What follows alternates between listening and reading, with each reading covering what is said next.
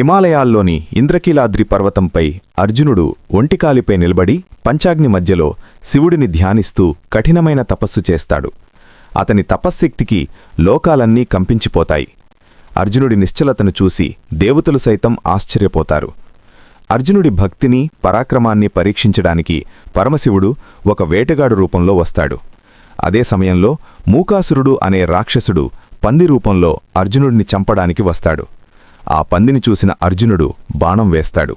సరిగ్గా అదే సమయంలో వేటగాడు రూపంలో ఉన్న శివుడు కూడా బాణం వేస్తాడు. నేను కొట్టిన వేటను నువ్వెలా కొడతావు అంటూ ఇద్దరి మధ్య వాగ్వాదం మొదలై అది యుద్ధానికి దారితీస్తుంది. అర్జునుడు తన వద్ద ఉన్న గాంధీవంతో ఎన్ని బాణాలు వేసినా ఆ వేటగాడు ఏమీ చేయలేకపోతాడు. చివరికి మల్లయుద్ధం జరుగుతుంది. అర్జునుడు ఆ వేటగాడి బలానికి ఆశ్చర్యపోతాడు.